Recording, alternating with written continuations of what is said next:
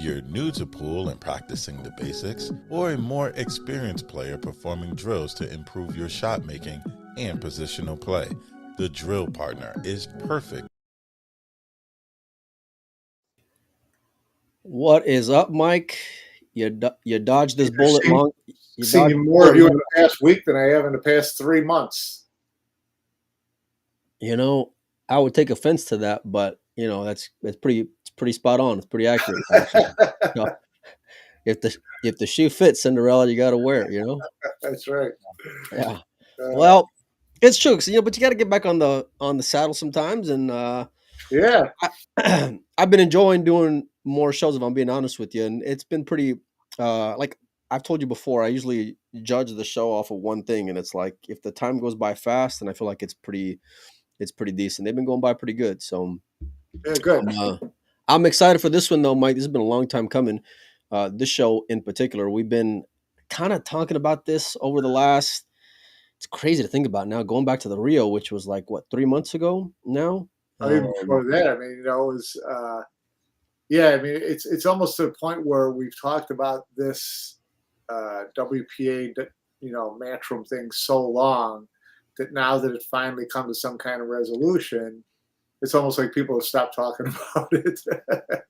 It's like, okay, and let's move on. I'm like, wait a second. Yeah. This was kind of a big deal.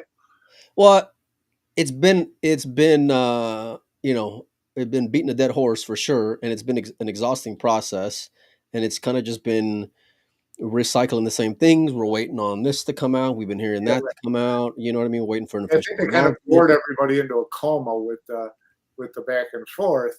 Uh, but what people shouldn't lose track of is what would have happened if this one had fallen through too, right? Arm- Uh, Armageddon. well, not Armageddon, but I think that it was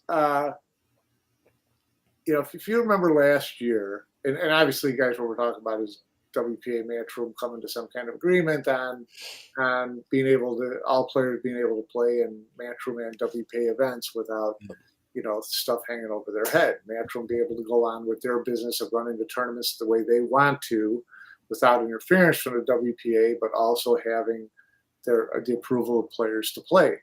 Right. So, this has been going on since you and I were there, December of 22, right?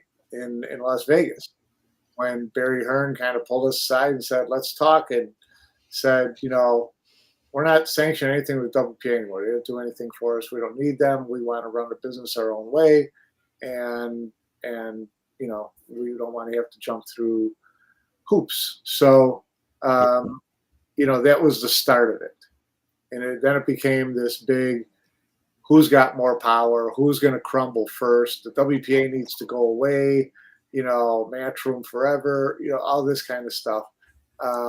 But, reality started setting in a little bit later that there's a fair amount at stake in this. It wasn't like every player was going to go to one side or the other. No, and it shifted a few times. It shifted a few times. And WPA, we rode the WPA pretty hard in the early days of this, process, right? We? You. Yeah, I mean, look, it's not. It's that whole situation was. It was exhausting because of just the amount of things that I've been hearing about over the last 10 plus years, and then it starts to become more of like it becomes more personal when you start hearing about it from specific players. You know what I mean? Like this Right. is I'm having to deal with this. I'm not getting this. I haven't gotten paid for that, and then it just starts to become then it became a bit of a witch hunt, which wasn't the proudest of moments for sure on the show. But it's crazy to think that it's been a couple of years now. I think like I'm number one. The first reaction is I'm glad that they got it figured out, but it was looking a little dodgy for a long, long time, Mike. You know what I Yeah. mean? And so It's just one of those things where, um, at the time, the WPA, I think the people from WPA will admit that at the time they did not handle their end of what was going to happen or what's in the future well, from a No. PR standpoint, from a transparency standpoint, from anything. And so they immediately came out looking like the bad guy. But I will give them credit over the long haul in terms of always, you and I have talked to WPA President Ishad Singh a million times. And, they always said the door is open to talk if they want to talk. And we always heard from the Matchroom side that, we're busy, we're moving ahead with stuff. We're really not interested in talking. This is the way it's going to play out. We're just doing what we want to do. And that, it became easy for them not to talk because nothing had really happened yet. Everything changed in Hanoi last October, right? That's when the rubber hit the road, and people were banned, and people didn't show up to the event because they were worried about getting banned. And then it became real. It became real between the players and having to pick one side or the other. And then, you go to the International Open, which had gotten a free pass from the WPA on everybody playing. And the players who were there, it was a really weird vibe. Nobody knew. There was a lot of, is it sanctioned? Is it not sanctioned? Am I banned? Am I not banned? The players who went there, you could tell that there were two camps. And there was well, because of everything that happened prior to Hanoi, it started with the U.S. Open, and everyone kind of joins together and united, and then all these social media posts. Which, I mean, listen, we talked about this before. There's no circus without the clowns, and I mean that as respectfully as possible in terms of the player, And so, I think they knew the value of getting, the names attached to that ship, depending on which side you were on. And listen, from an optics standpoint, like they couldn't have played it any worse, the WPA, and they had leverage throughout. You know what I mean? Like they had some moves they could have made, but the way that they moved publicly was just, you see that face palm emoji, Mike, on your phone. I don't know if you have. Yeah, it's always it's the hand facing. It's like, did you really say that? Or did you really, yeah. Well, because I remember that show in particular with, I think it was the second time that we had Sean on, and we usually will have a couple of minutes of like, hey, how you doing? How are things? You know what I mean? Like in the green room, I guess, before we go live. But like, I had no idea what was coming that day. I had no idea what he was going to say. And had I, like, as much as I love, getting stuff like that on the page or whatever, it was like the human part of me was like, as he's saying it, I'm like, man, in my head, I'm thinking, I really wish that he would have told me, because I probably would have said, are you sure you want to do that? Because it came across, about as bad as it could. And then it was just a series. Especially the part about acknowledging that they were trying to railroad the Hanoi tournament. He was a lot more open about it than he was a lot more open about it, because we had heard those things, right? We're there talking with players and promoters in the background and hearing, oh, he's trying to do this and he's trying to do that, and we're like, and you're like, really, huh? Okay. And then, but when he says it on the record, it's a whole other ball game, And then it was like, we were in there really basically trying to submarine the thing. Okay.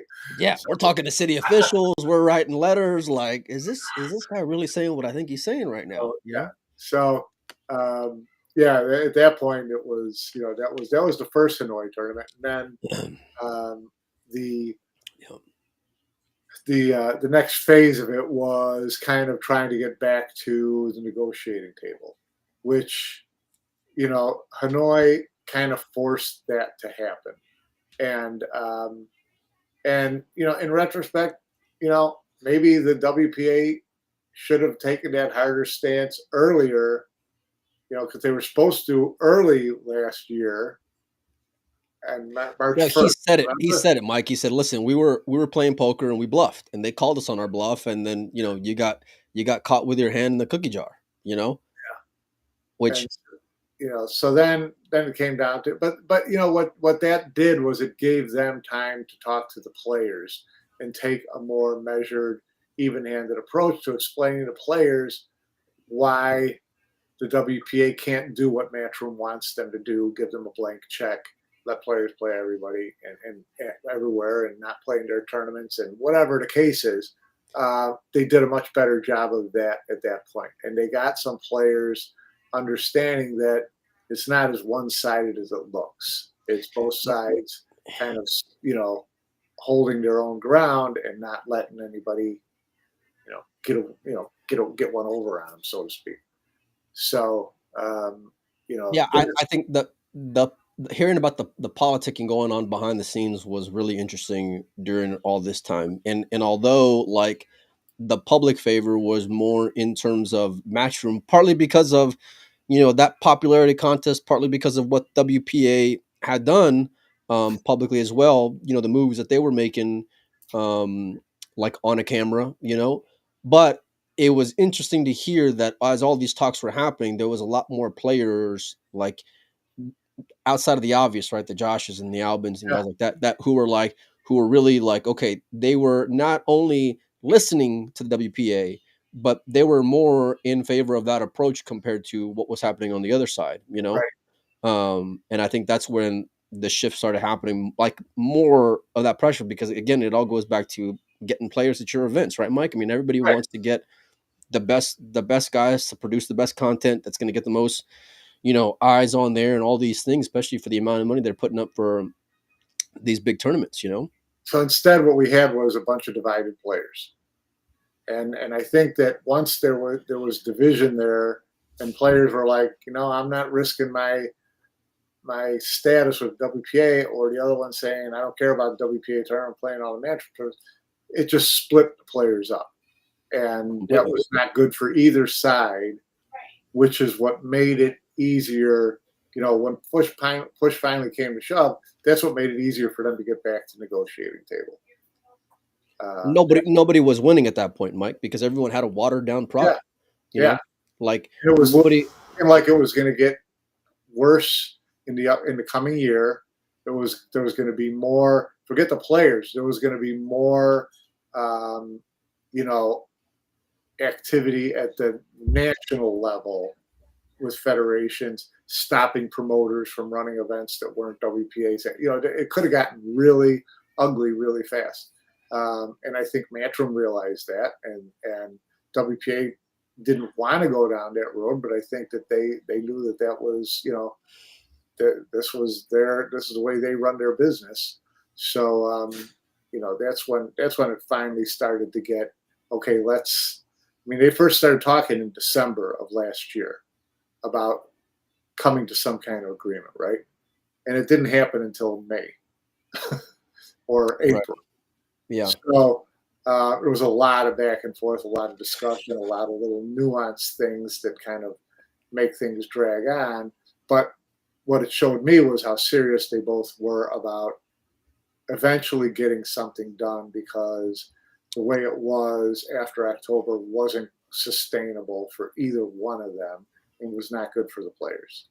And to Aishan's credit, I mean that he took that stance pretty consistently, as far as being open to having that discussion and communicating, whether or not like it was hammered, publicly or not. He was very much on that same path. And even times whenever I think the last time I spoke with him, at least in person, was probably like Junior Nationals last year when the Joy Boys were in town, and but like you can see it on their faces, just how it was already enough. You know what I mean? Like the jockeying was already like they just wanted to figure out some way to get it done. And like I said, thankfully they did, because if this iteration of negotiations had failed, I think that could have been like it until someone screamed uncle. It could have just been bad for a while going on without any hope of getting back in there, because they were tired of each other at that point. So it was really important that they get this thing done. So now what exactly did they get done? You know, Unbox it for me, Mike. well, essentially what what Matchroom wanted was to be able to run their tournaments their way, invite what players they wanted to invite, have open spots for other players, and not have to And just answer. leave me the fuck alone.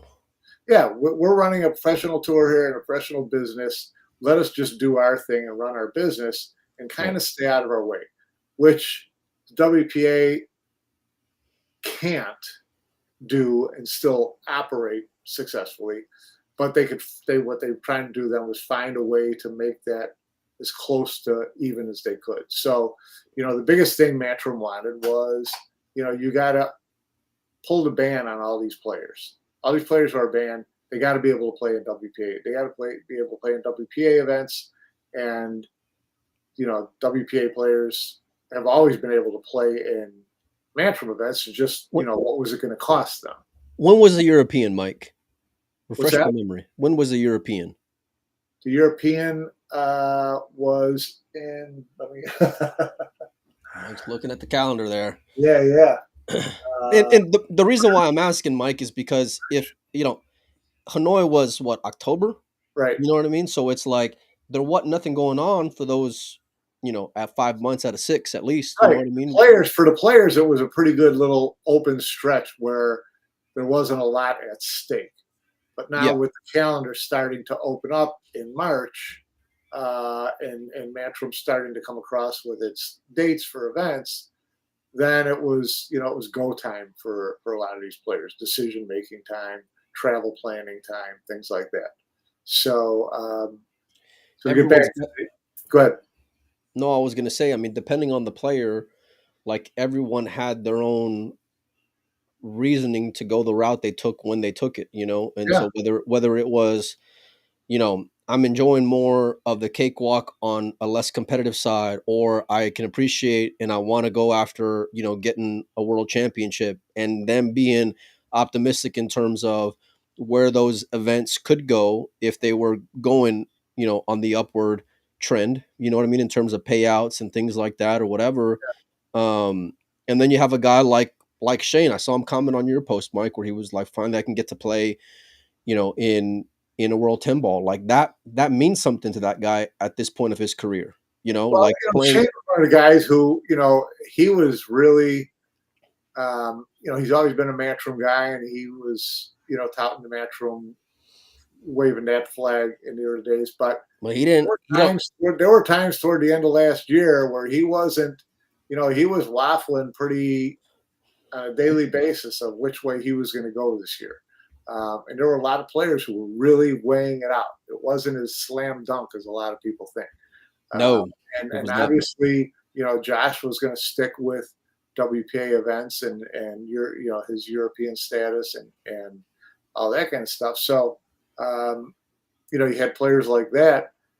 It was, there was a lot of uncertainty, which again kept people at the table to negotiate because it, just needed to get sorted out.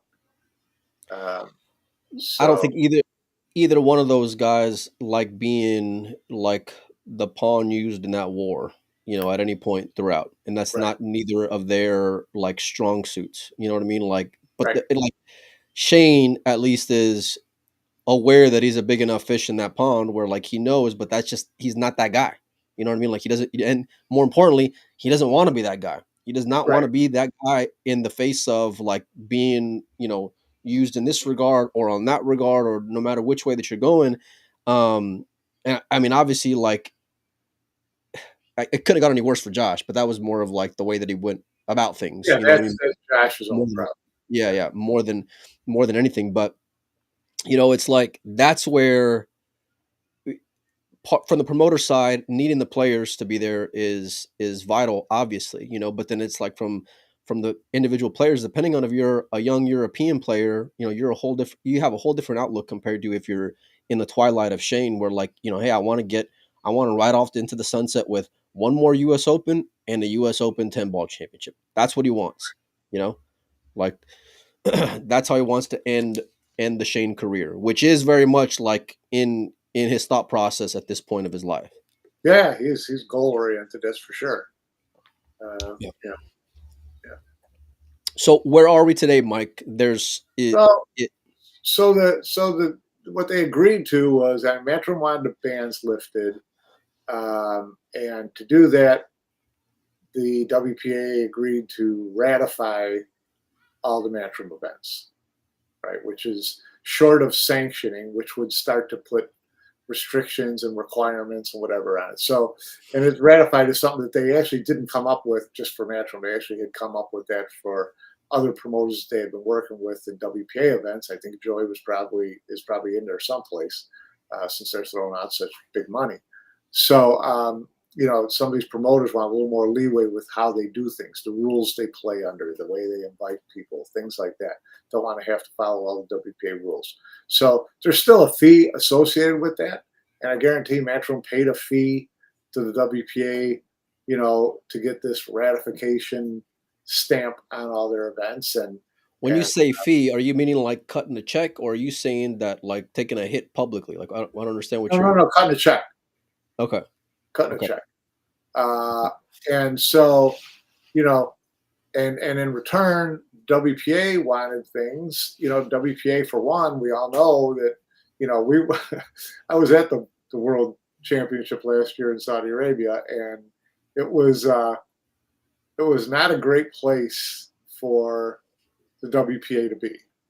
They were it was they had no friends in the room, and they had two players, I believe, two or three players that Matchroom gave them as Wojciech, am I close? Is yeah, Wojciech one of them? Shevchuk was Okay. one of them. I think Daniel Maciel might have been a WPA Pretty pick, sure you're right. but they only had a couple of them, and Matchroom, played their contract card and said, "This is all we really have to give you." And so, if the WPA was going to go forward, they need more spots in the World Championship. They need more allocation, right? Which I'm sure they got this year, which I'm sure they'll get going forward. And that's as much, that was a move that they had to make if they were to get their members to buy into agreeing to sanction, to give Matchroom a pass on these events. If they were to do that, You mean in terms of like the board? Is that what you're saying? yeah, I mean, Or the federations? for the WPA board, like Ishan, to go to the EPBF and to go to the BCA and to go to the Asian Association and whatever, and get them to say, okay, we'll sign off on Matchroom Rundies. They weren't going to get that unless these members, got something for that, and being able to go to their continental federations, their national federations, and say we've got spots in the World Championship for our national championship winner and this winner and whatever. That's a big deal to them. That's what gives them their credibility with their players, and that's what usually helps get them their funding from their local governments, right? Right. So that was one of the key things for the WPA. And so this year we just got the announcement on the World Pool Championship, right? And it's the 100 top WNT players. It's going to be a 128 player field, but the WPA is going to get, more allocation this year, and the Saudis will get some wild cards. So if there's 28 spots left, I would guess WPA is going to get 16. They'll get, 10 for Saudi Arabia, and Matchroom will still have 3 or 4 in their pocket for special, invitations. So that's kind of what I'm assuming. How big of a how big of a piece on both sides was the World Championship, Mike? Because I know WPA's is a little salty over losing that event the way that they did, and having that regret, and then but like how much leverage did they have with Matchroom in terms of that event, because that was still very, very much that's the type of thing that that was a from each side. I think that was a lawsuit waiting to happen. Was yeah. Who was going to win a lawsuit on how much Matchroom owns that event and how much the WPA owns that event. So, Matchroom bought it. It looked like they were in the driver's seat. I'm sure there's, I wouldn't even want to get into the legal argument over, but I think WPA felt like if they got into a legal battle over the World Pool Championship, they would have had some leverage, and Matchroom thought they had leverage. So, it's the way both sides usually go. Luckily, it never got to that point. So, that was a big deal. And Was getting this done prior to this World Championship that was just announced? Was that like we need to get this done I before don't July? think that the World Championship was hanging into balance. I don't think the Saudis were threatening to not do the deal if a WPA Matchroom deal hadn't gone through. I think that they would have liked it to gone through. They want it to be as legit World Championship as it can be. But remember that this whole World Championship pool is just part of a package that Matchroom has with the Saudis that includes snooker, which is a bigger piece. So that whole deal wasn't going to get queered over an argument between the WPA and Matchroom for the 9-ball tournament. I don't think. That would have been really surprising to me.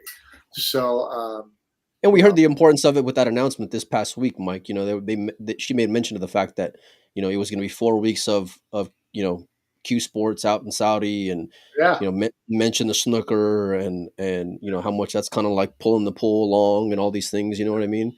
Yeah, I don't know what held up the announcement on that. Maybe they were maybe because there's a couple pieces to the puzzle with snooker and pool. They're trying to get all that logistically worked out. I know the snooker last year was in Riyadh, and this year it's over in Jeddah in the same hall that the 9-ball was last year. So, I mean, who knows? There's a lot of logistical issues.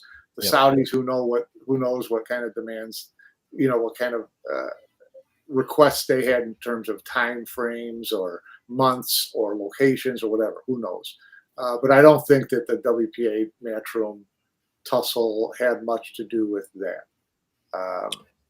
Where do you feel like the faith of the players are at these days with either camp, Mike?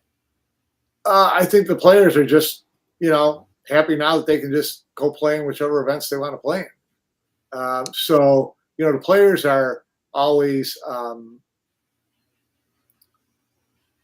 joyfully oblivious of the interesting phrase to take, Mike. Well, it just kind of it's like now they're like, okay, I can play anywhere, and they're just going to start sending in entry fees and sign up for stuff anyway. They don't pay attention to. They're not real detail oriented in reading the fine print on these events, and I don't expect them to be. All they want to do is go play pool. You got to turn. They should. I get the previous generation and taking that approach, and for sure on the American side of things, because depending on where you're at in the world, there's more value in that agreement compared to if you're stateside, right? Because the Americans aren't getting any kind of support in terms of the BCA and things like that. So they could, they can have the option to go play wherever they want to go play, but they're not getting, an extra jelly one way or the other. You know what I mean? And a lot of them, especially how the course of the calendar played out, it really just put a highlight on these expenses. And that's a huge part of everything going on right now from the players. So and really, if the WPA really wants to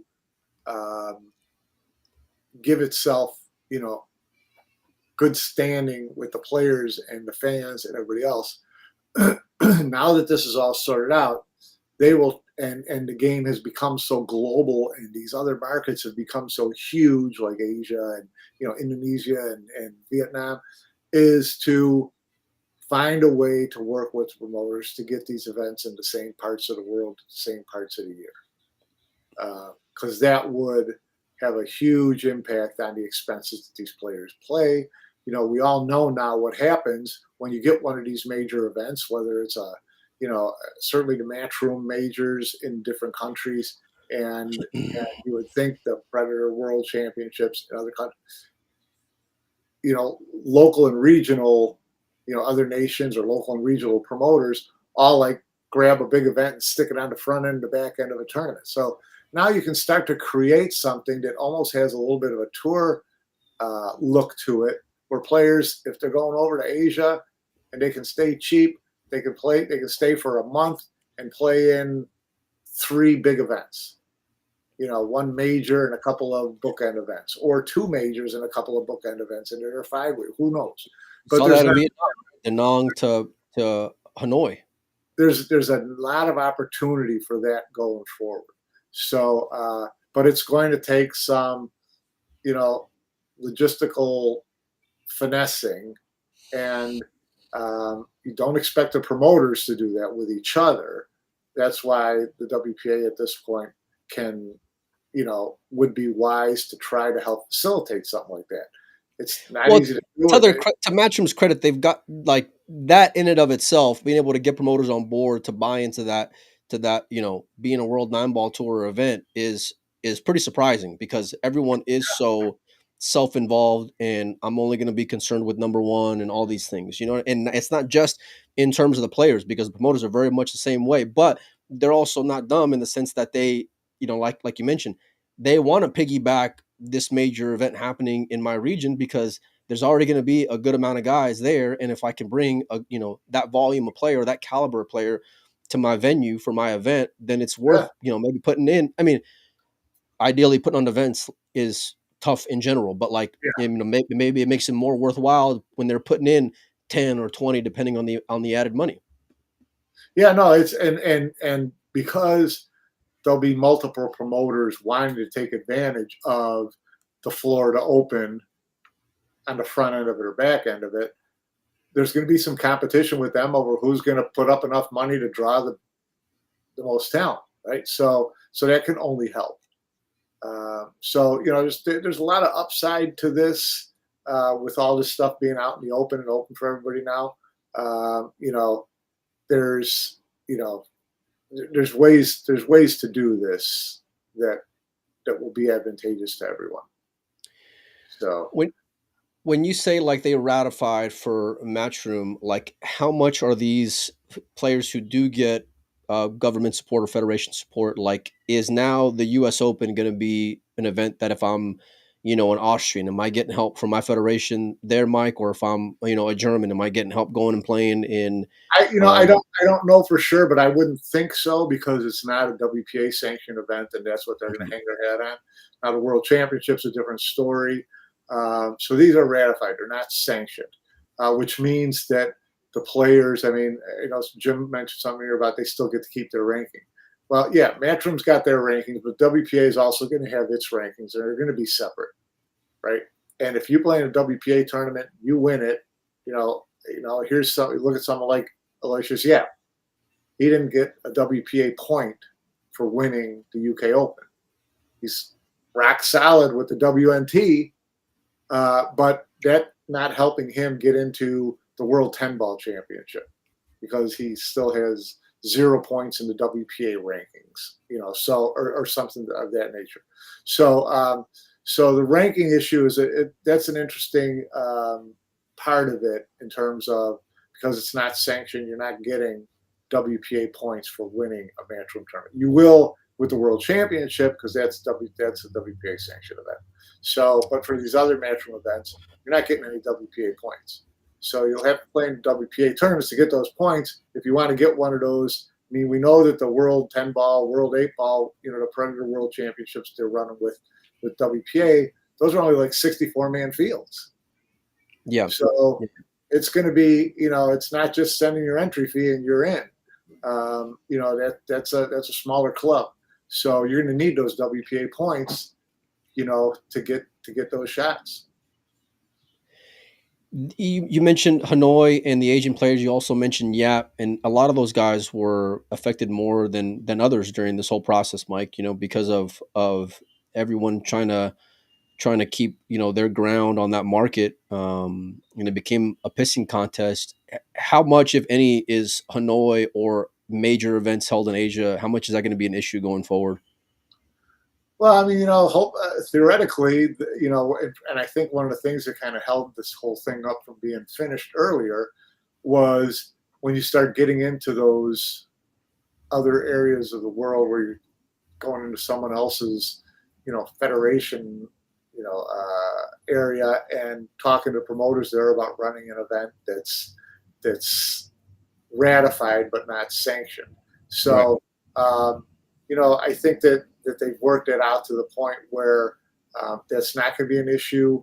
You kind of touch base with the national federation, let them know you're coming in, make sure the promoter is on the up and up, is not someone in bad standing, things of that nature. That'll have some impact on it, but it shouldn't hold up any events from happening anywhere, which is great. And they might start getting cooperation from some of those national federations, even if it's not sanctioned. So the main thing is to make sure that players in those countries can play in a WNT event without concern about from their national federation. So if an event goes into Vietnam, I'm not worried about the top 100 being able to go over it, right? If you're Matchroom, it's the other 156. Yep. You're going to get a big portion out of the Vietnamese player base. Well, you want to make sure that those players are free to play without, threat from their own federation. I think that's pretty much been covered. What about I'm trying. There's just a lot of different aspects to all this and kind of. Talk about what Jim said here about Matchroom doesn't care about that. They don't want 10-ball tournaments affecting their ranking. Nothing's going to affect nobody. I mean, Matchroom's rankings are going to be Matchroom rankings, but those only impact Matchroom events. So Matchroom doesn't want 10-ball events. Yeah, but I think some of those guys, Shane, whatever, they'd like to know that they can get into the World 10-ball championship, the World 8-ball championship, the World. They want WPA points. These guys. I mean, if they put some stock in being able to now play in all the WPA tournaments, like the WPA players can play in WNT tournaments, they want to be able to get into these bigger events, the bigger prize money events. So there is some importance there to them having WPA points as well. Yeah, and I mean, look, as those world championship prize funds continue to increase, we've seen that over the last couple of years. It just becomes more. It's more of a premium for these guys, and if they can pick up, and or if they, China Open or Qatar but Open, I was about to. Those are all WPA sanctioned events. So I was going to ask about those in particular, Mike, because those are 9-ball events and those were WPA 9-ball events. Right. Is there anything that leads you to believe that those events will then be included in any kind of like WNT ranking type system? Because those are big money events, Mike, in their own right. I don't know. I don't know what, if it's a WPA sanctioned event, the China Open, and it's a 9-ball event, could Matchroom reach out to them and say, do you want your event to include WNT points? I don't know what the objection would be to that, but I don't know how that would be handled. Do you think that this will help grow, get an American pool like back in China, Mike, and considering the hold that Hayball has out there? What do you mean? Like we mentioned the China Open. Do we think we can start seeing more decent money added events or more like now with this agreement with the WPA and Matchroom, and then having by default getting support from, I'm assuming, the Chinese Federation and things like that? Could we see some of these players who we haven't seen in some years come back and play these Matchroom events like Wu Jiajing or Lu Hai Tao or whatever? You know what I mean? Yeah, I think you could. I don't know. In each individual case, how many of them weren't playing because of threat, or how many of them weren't playing because they're just not playing. I don't know what the circumstance was for each of those guys. But yeah, I would imagine some of them, combination of not getting any support to go outside China to play, but also all the opportunities to play in China. So, yeah. I hope so in terms of that, because it seems like it gets everybody more excited when we start seeing more international flavor be added to that pot, and even the Spanish Open that disappeared since since the last time we saw it, that was a great event. The guy showed up. Who was it? Q-Tech guy that ended up winning that event. Dang won the event. I picked him, by the way, now that I think about it. But that was the first time we had seen Wu in forever. That was the first time we had seen Deng in forever. And you get this like certain level of talent that is in China that, you know, is untapped, that we haven't seen in some time. Or in the WPA's case, we get to see them now, what, once a year, maybe for the China Open, and then that's Right. it. Yeah. Yeah. I mean, hopefully this will open it up a lot for, you know, just for starters, there's a lot more events, or maybe we're just hearing about it more, but a lot more events in Asia now, for that region, which is great. That's what they really needed to happen. So, you know, you would hope that you're going to see more of these guys pop up. EPBF seems to be adding more money. WNT is adding more money to their events. Yeah, You know, Predator's doing a great job with the Euro Tour, adding more money. I think the first year mostly to the infrastructure of the tour. I saw a release today where the top getting their hotel, or top 8, I think it was.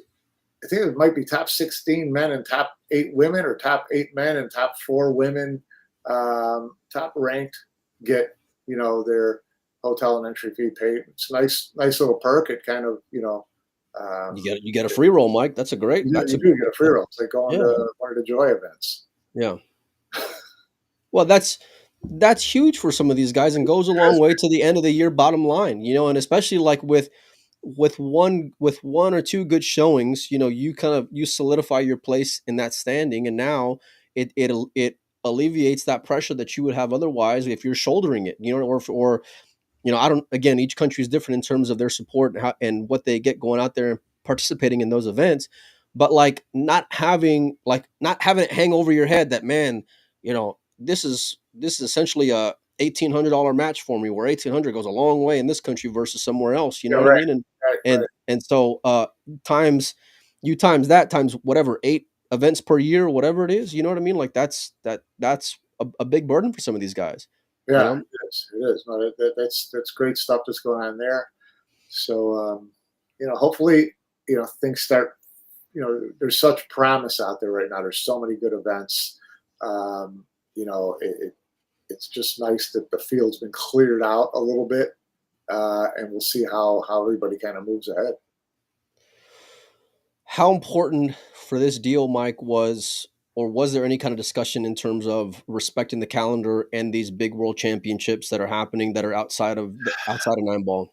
Yeah, you know, that's always going to be an issue. I don't think that's was really addressed directly in terms of any kind of, you know, decision making.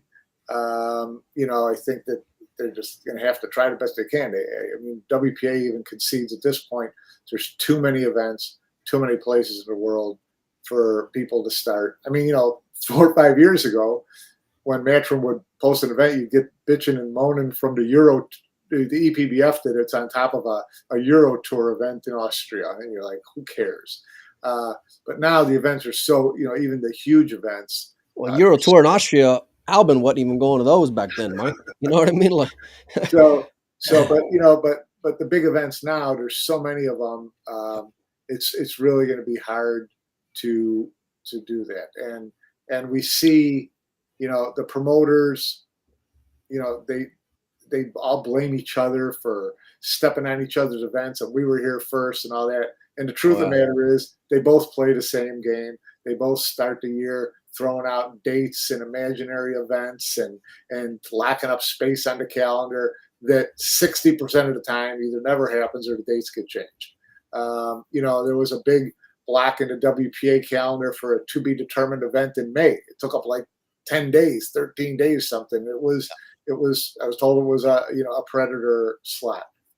Disappeared.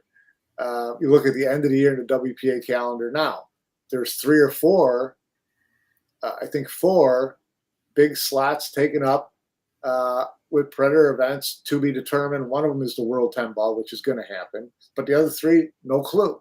Now, maybe they'll happen. I hope they do. I mean, the more the merrier. But you know, it's just kind of a games playing chess match that everybody has to do to kind of pin down their dates. And then still, you know, it's all the players are held hostage because it's May and they still don't know what the second half of the year looks like.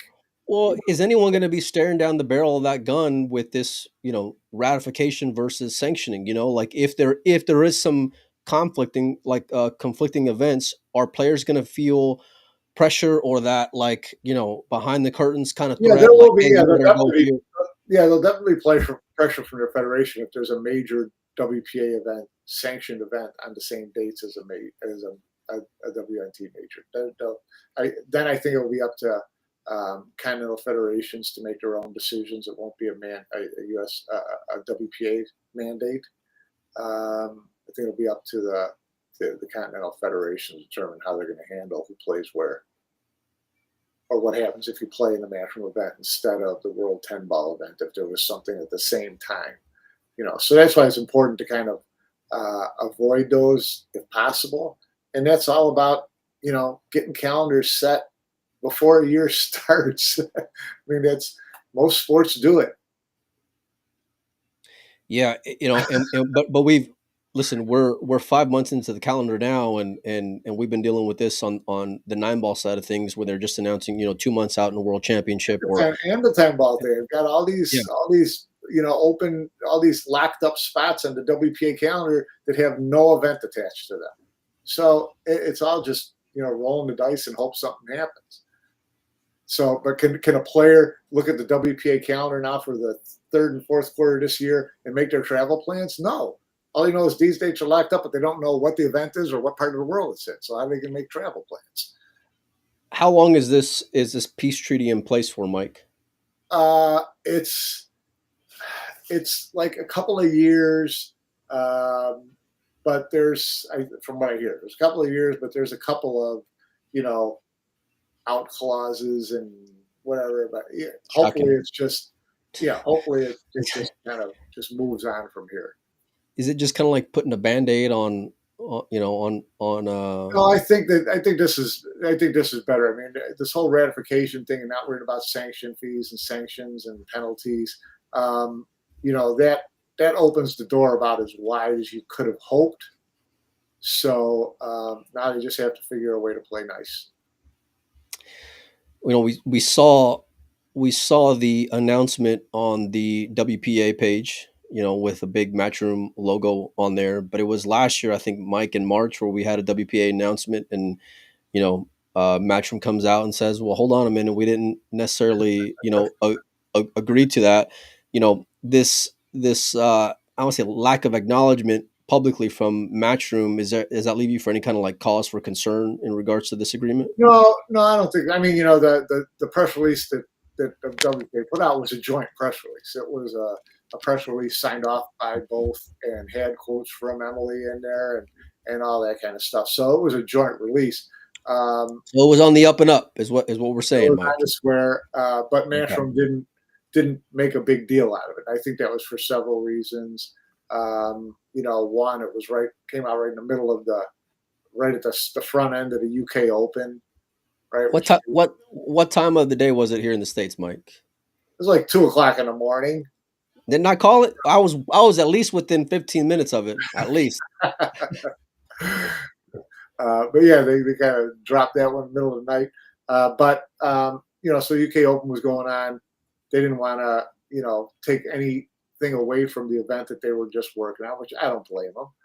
They were getting ready to roll out Moscone Cup tickets, things like that. You try not to step on your own feet while you're trying to run down the street. So I think that was part of it. And I think part of it, too, was a little gamesmanship in, I don't think Matchroom wanted to make it seem like such a big deal. I think they wanted to make it look like, well, I'm glad, we're glad this happened and we're glad we worked this out, but we've been all planning on just charging ahead with our business no matter what, which is the song they've been singing the whole way along anyway. So I don't think they wanted to make it seem any bigger than it needed to be. So I think that played a part in it too. Are we done with the pissing contest, Mike, already? For the time being, I mean, here's part of the thing is, you have to remember WPA is not just pool. I mean, it also includes hay ball, and he's the wheelchair sport, things like that. They've got a lot of other irons in the fire, right? Particularly hay ball. So I think and that's why this could have gone south, and they would have been like, okay, get back to us in a couple of years. We've got plenty to keep us busy. They're coming out with a pretty good, robust calendar of events, and then with the hay ball in there, they barely have time for pool. That's why I think that this will go smoothly for the most part going forward, because they've got a lot on their plate with Joy these days. And so now that they've got this pool thing kind of, they're not having to worry about banned players and who they can have to keep an eye on, who they're banning next month. They don't have to worry about this stuff. They can go on and go to China and sit in the front row for, 21 days of hay ball. Look, for 680,000, I'll go sit on for 21 days of hay ball, Mike, for sure. I look, we see a guy like Oliver, Chris Melling, Kelly Fisher do well, and those are like American 9-ball pool staples, right? Or depending, but like I'd be really excited to see what that trickle down effect is like if some of these 9-ball players would then, if they would have an even bigger influx of players go out there and give a swing for these big money events in terms of hay ball, Mike. Yeah, it depends on how active the 9-ball calendar is. If they've got enough on their plate for the year, you're not going to sniff any part of that 680,000 if you're not playing hay ball 8 hours a day every day for the next year. So, you're not just going in and taking a free swing. Someone like Kelly Fisher, she's still in the winner's side in the final 16 or final 8. It's amazing. She beat Chris Melling. So. Yeah, did you see post about that spot though? Well, yeah, I mean, the spot's ridiculous for players at that caliber, for a woman to get a ball. The last ball, not the first ball. They used to be the first ball. The last ball. Huge. That's enormous. So, that makes a big difference. But either way, she's still playing great. She is. But yeah, I don't know. You're not going to see. I'm surprised to see Oliver Solnacki still in there swinging, because I don't think he spends a lot of time playing hay ball, but he looks like he's ready. Well, let me tell you, I seen Oliver play some 8-ball before. Okay, kid's a great player, unbelievable talent, but brutal with no shot clock. I mean, just tough. But like, if I were some of these guys who only get to play 8-ball, but a couple of times a year, seeing a guy like Oliver do well, and he's a great player. He'll go deep in any 8-ball tournament that he's in. But like, if I'm one of these Americans, like if I'm a guy like Shane, seeing Oliver do well, I'm like, you know what? I might go and put on the vest and bow tie and go. Yeah, give it I guess, but you see the other guys, guy like Chris Melling, that's his game. Yeah. Garrett Potts, guys like that, that's their game, and they're still. Oh no, they're specialists, and even the name players that we know. Look, there's they haven't been in the top 2 in the Grandmasters either, and that's where the big money's at, because it drops like a brick from there. So, the nice thing is you're free rolling, because they pay your expenses, your flight out there, your hotel, your meals, all that kind of stuff. And if you finish 17th, you got $6,500. So that's 3 weeks in China for $6,500. I don't know how that swings with you, but that would be a long trip for me. Oh, I don't know. I like some Chinese food, Mike. I don't know. I might be all right. Although 2 weeks might be pushing it. Well, they're there for 2. I mean, they're there for 2 weeks if you're getting anywhere near the final, stage 3. Do you think that this will, like, obviously the main guys are going to continue to play in WNT events, right? Like Josh are going to continue to play because he's got a realistic chance. But there's other guys that are like middle of the pack guys who, like, whether this was going to happen or not, it's been trying on that bank account to keep this going. Some Europeans with some real come to Jesus moments with themselves, and I heard it as much when I was talking with guys in Da Nang last year, Mike, right before the Hanoi Open. Right. There was plenty of guys who I had real candid off the record conversations with, where they were like, it's too much. Yeah, know? no, it is. It is. It's gotten really, really expensive for these guys to try to keep up with it. Um, so yeah, no, but you can't have 1,000 players all of a sudden decide they're going to play joy events because they pay their expensive. There's some nitty pool players, Mike. If you tell them you're paying their expenses, and they're look, But Corey at Deuel went to China, Mike. what If I point don't are tell they you, going to continue to do that? Corey, Are they going to do that for 500 players, or are they going to do that for I 1,000 don't know. players? I don't know. There's got to be an invitation list and a cutoff of who's going to get that free roll. So Corey will be in California, and he won't even go play like the California State Championship. You know what I mean? So like, there's a reason why he traveled all the way. Corey's on that list. I mean, he plays enough that he's done well enough to have a little bit of a reputation as an American, Chinese 8-ball player. But beyond that, you're not getting number 60 of the American players to go, getting his expenses paid to go to 5 or 6 joy events in Asia every year. I don't see that happening. I think we need to find out more about this Hayball situation because I think they get a pretty good amount of players with all their expenses taken care of, Mike, to go out there and play. And I don't mean just travel; I mean like hotel and Yeah, I'd like to find out more about every event because they have a lot of these satellite events, and they're not, they're not 650,000 first place. So, I don't know. I'm just curious. Yeah, I'm curious too to see how deep how deep those packets are. All right, Mike. Well, I think that about unboxes everything in terms of this WPA Matchroom agreement, or what are we missing here? For now. For now? Yeah, no, it's it's good for the players. It's good for everybody. It's good for the promoters. So we'll see whether people take advantage of it or someone gets greedy and decides to clear the whole thing up. All right, Mike. Well, I got to run because my daughters are home and the door's locked. So I can hear them banging on the door. Take a nap. Go answer about an hour. I got to take off. Thanks everybody for hanging out. We'll see you